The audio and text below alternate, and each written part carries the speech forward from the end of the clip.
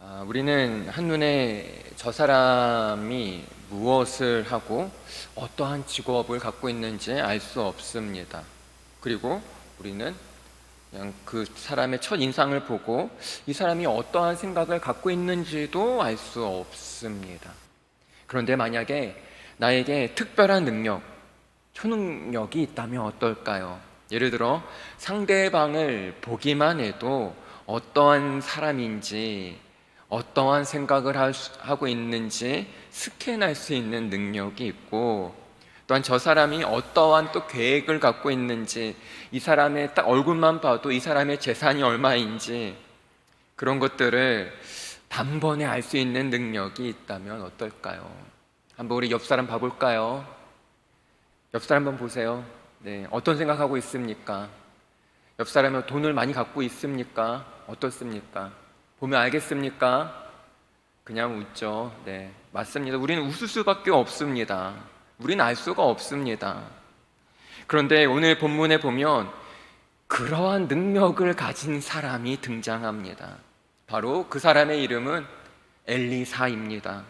그에게 여러 은사가 있습니다. 그 중에 하나가 이런 거예요. 그 자리에 없어도 마치 그 자리에 있는 것처럼 그 자리에서 오고 간 대화를 다 아는 능력이에요. 즉 이런 겁니다. 우리 둘이서 비밀 이야기를 나눴는데 엘리사가 그 내용을 다 알고 있어요. 마치 같이 들은 것처럼. 그러한 능력을 갖고 있는 엘리사는 이스라엘 왕에게 아람 왕이 세운 전략과 작전을 다 알려줍니다. 그러다 보니 아람 왕이 이렇게 계획을 세워서 이스라엘을 치려고 하는데 그때마다 실패를 하게 된다라는 거죠. 화가 난 아람 왕은 군대를 이끌고 엘리사가 있는 도단성으로 가서 그를 잡으려고 합니다. 단순히 군인 수십 명, 수백 명을 데려간 게 아니에요. 그 엘리사 한 명을 잡기 위해 엄청난 병력을 동원합니다. 14절에 보면 이렇게 말해요. 왕이 이에 말과 병거와 많은 군사를 보내매 그들이 밤에 가서 그 성읍을 에워쌌더라. 그 성을 에워쌀 정도로 그 한 명을 잡기 위해 수많은 병력을 동원합니다. 이제 엘리사는 도망갈 구멍이 없습니다. 앞뒤 좌우 다 막혀 있습니다. 어찌할 수 없는 상황입니다. 이 상황을 엘리사의 종이 발견해요. 아람 군대가 말과 병거로 성을 포위하고 있습니다. 이러다가는 그 엘리사 한 명 때문에 성읍이 전멸되고 종 자신도 죽게 되었습니다. 이 종의 입장에서 얼마나 억울한가요? 난 잘못한 거 1도 없는데 저 엘리사라는 저 인간 때문에 이 지경이 된 겁니다. 이제 종이 이 사실을 엘리사에게 알립니다. 주인님, 아람 군대가 우리의 앞뒤 사방을 완전히 둘러싸였습니다. 이러다 우리 다 죽겠습니다. 그러자 엘리사가 16절에서 아주 놀라운 대답을 합니다. 대답하되 두려워하지 말라. 그 이유가 무엇인가요? 우리와 함께한 자가 그들과 함께한 자보다 많으니라. 우리와 함께한 자가 그들과 함께한 자보다 많다. 이게 무슨 말인가요? 적군보다 아군이 훨씬 더 많다. 그런데 종의 입장에서 이게 무슨 뚱딴지 같은 소리입니까? 지금 눈앞에 보이는 상황이 어떤가요? 수많은 군대가 성을 둘러싸고 있습니다. 그런데 엘리사는 이들보다 우리를 보호하는 군대가 더 많다고 합니다. 종의 입장에서는 이해가 안 돼요. 아무리 눈을 씻고 봐도 내 편은 없어요. 자, 근데 여러분, 우리도 종종 살다 보면 내가 처한 상황이 썩 좋아 보이지 않을 때가 있어요. 온갖 경우의 수를 1부터 10까지 다 계산해 봐도 답이 없을 때가 있어요. 앞길이 열리지 않습니다. 계속 나름 좋게 생각하고 여유를 가지려고 하지만 생각처럼 그게 안 돼요. 나도 모르게 점점 초조해지고 불안해질 때가 있습니다. 대학교를 다닙니다. 직장을 다닙니다. 처음에는 좋았습니다. 그런데 점점 기쁨도 감흥도 사라집니다. 또한 앞길이 열리지 않습니다. 나름 열심히 준비했지만 갈 곳이 마땅치 않습니다. 이유 없이 공허하고 답답하기도 합니다. 이유 없이 어느 순간부터 행복이 사라졌습니다. 특별히 큰 일은 없는데 감사도 기쁨도 사라졌습니다. 정도의 차이는 있지만 누구나 이것을 경험합니다. 그럴 때 여러분, 엘리사의 말을 기억하세요. 우리와 함께한 자가 그들과 함께한 자보다 많다. 이 말을 이렇게 받아들이면 좋겠습니다. 눈에 보이는 상황이 전부가 아니야. 더 큰 것이 있어. 그러니 걱정하지 마. 괜찮아. 그렇다면 과연 그 더 큰 것이 무엇일까요? 지금 엘리사는 그것을 보고 있습니다. 그래서 낙심하지도 않습니다. 두려워하지도 않습니다. 남들이 보지 못하는 것을 보고 있습니다. 도대체 그것이 무엇일까요? 이제 엘리사는 종이 그것을 볼 수 있도록 그를 위해 기도합니다. 엘리사가 뭐라고 기도하는지 보겠습니다. 17절 말씀입니다. 기도하여 이르되 여호와여 원하건대 무엇을? 그의 눈을 열어서 보게 하옵소서. 아주 간단하게 기도합니다. 주님, 그의 눈을 열어서 보게 해주세요. 눈이 열려서 보게 해달라는 겁니다. 영안이 열리게 해달라는 겁니다. 그렇다면 반대로 생각해 보죠. 이 말은 지금 종이 어떠한 상태라는 거예요? 영적인 눈이 감겨 있어서 보지 못하는 겁니다. 즉, 눈이 열려야 볼 수 있습니다. 어느 날 많은 사람들의 눈이 감겨 있습니다. 보긴 하지만 정작 보아야 할 것을 놓치고 있습니다. 가끔 지하철 또는 버스를 타서 보면요, 다들 어떠한 자세를 취하고 있나요? 해볼까요? 다 같이? 다 이러고 있습니다. 다 이러고 있어요. 열이면 열 다 이러고 있어요. 여러분은 이 대중교통을 이용할 때 어떠한 자세를 취하고 어떻게 시간을 보냅니까? 대부분 다 이러고 있습니다. 대부분 핸드폰을 보고 있습니다. 이러한 모습이 우리에게는 자연스러울 수 있습니다.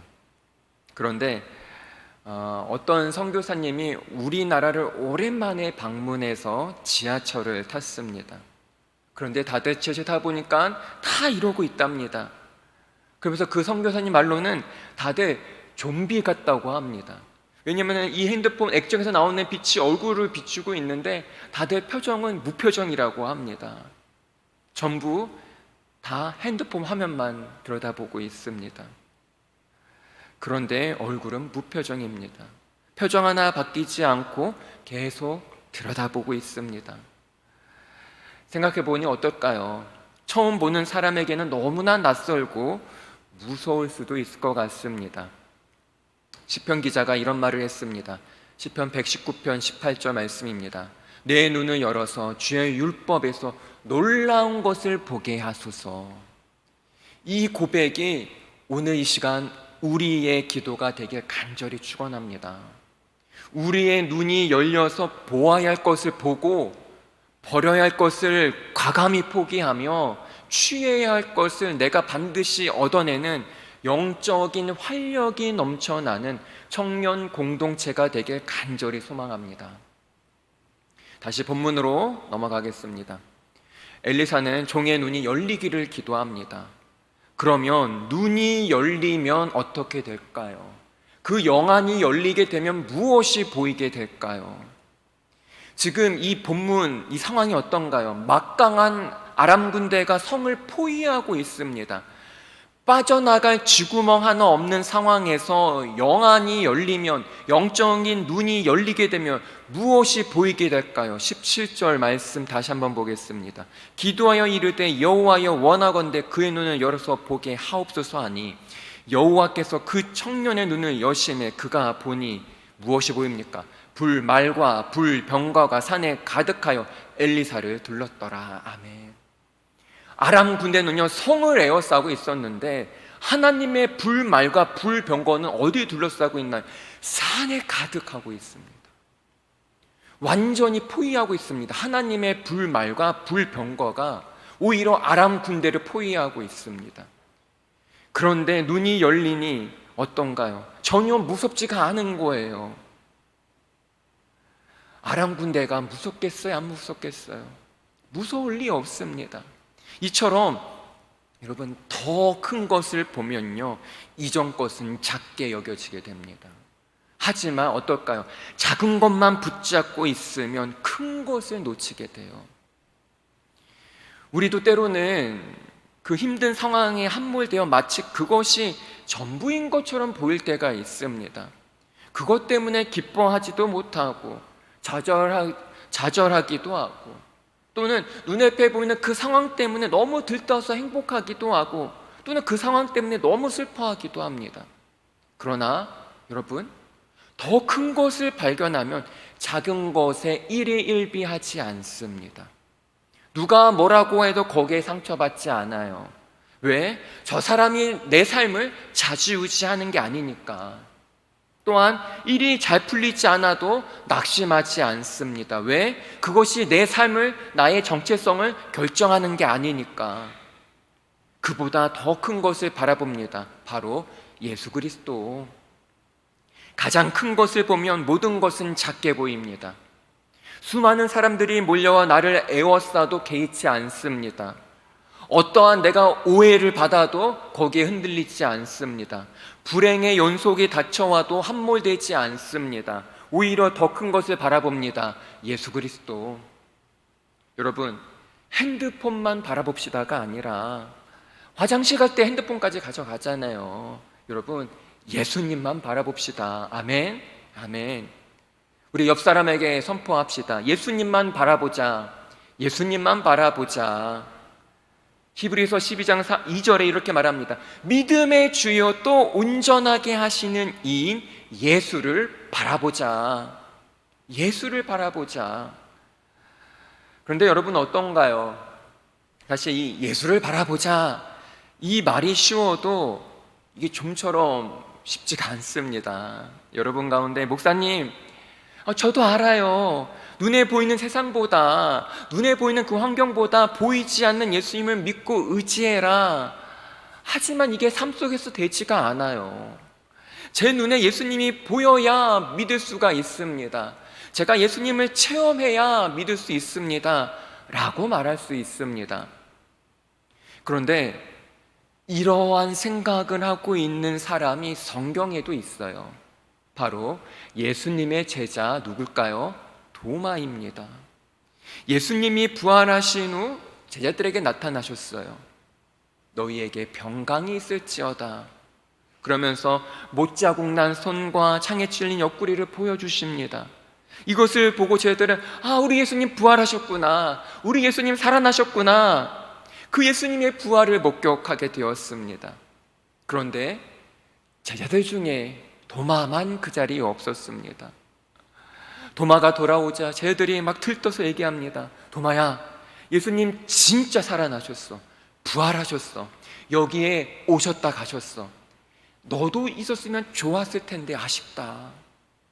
이 말을 듣고 도마가 믿질 않아요.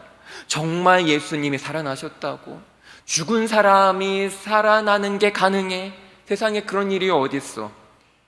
정말 예수님 살아나신 거 맞으면 내 눈으로 직접 봐야 돼. 아니, 그것보다 내 손가락으로 예수님 못자국 난 그 손을 만져보고, 그 구멍에 내 손을 넣어보고, 또 창에 찔린 옆구리에 내 손을 넣고 만져봐야 난 믿을 수 있어. 그러지 않고선 난 안 믿어. 그 후 8일이 지났습니다. 예수님이 다시 제자들에게 나타나셨습니다. 도마도 그 자리에 있습니다. 또 이전처럼 말씀하십니다. 너희에게 평강이 있을지어다. 이어서 도마에게 말씀하십니다. 도마야, 이리 와서 너의 손가락을 못자국 난 내 손에 넣어봐라. 그리고 내 옆구리도 만져봐라. 그래서 믿음 없는 자가 되지 말고 믿는 자가 되어라. 이에 도마는 자신의 믿음 없음을 깨닫고 자신의 그 철없는 행동을 후회합니다. 그러면서 고백합니다. 예수님은 나의 주님이시며 나의 하나님이십니다. 이에 예수님께서 이렇게 말씀하십니다. 요한복음 20장 29절 말씀입니다. 예수께서 이르시되 너는 나를 본고로 믿느냐? 보지 못하고 믿는 자들은 복되도다 하시니라. 아멘.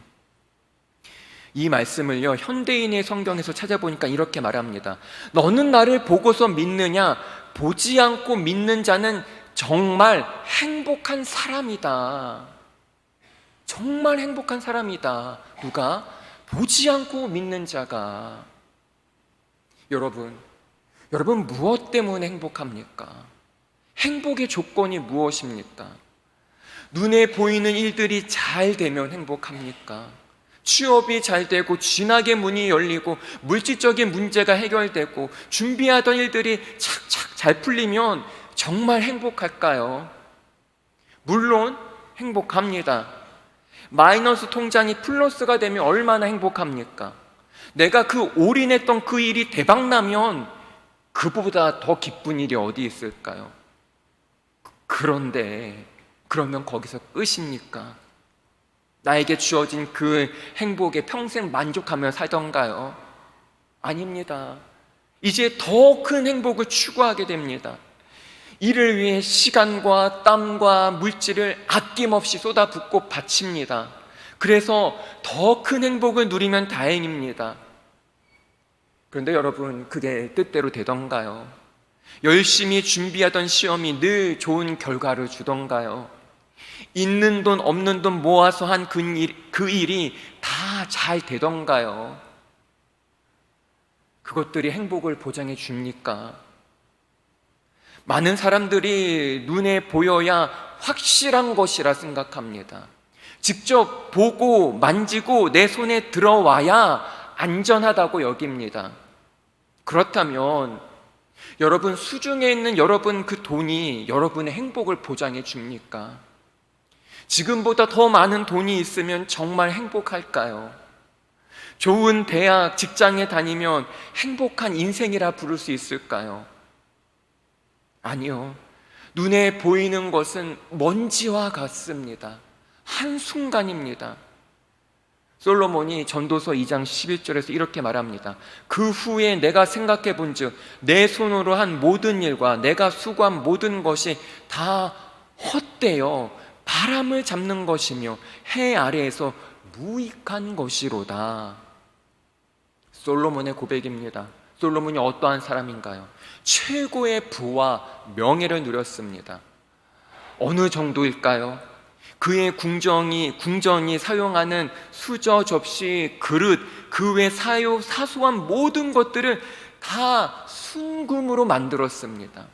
얼마나 부유했으면 은 있잖아요. 은도 귀하잖아요. 그런데 그 당시에는 은을 하찮게 여길 정도였습니다. 뿐만 아니라 솔로몬은 후궁이 몇 명인지 알아요? 후궁이 700명이에요. 첩은 300명. 이름이나 제대로 알는지 모르겠어요. 솔로몬은 인간 최고의 자리에서 할 수 있는 모든 것을 다 누려보았습니다. 그런데 인생 말년에 그의 고백이 무엇입니까? 내가 수고한 모든 것이 다 헛되어 바람을 잡는 것 같도다. 여러분, 다들 마음속에 이런 것 하나는 다 있을 겁니다. 바로 잘 됐으면 하는 그 무엇, 그것이 물질일 수도 있고요, 직장과 학업, 배우자, 연애 또는 계획하고 꿈꾸는 그 무엇일 수도 있습니다. 그런데 그것이 진짜 이루어지면 행복을 보장해 줄까요?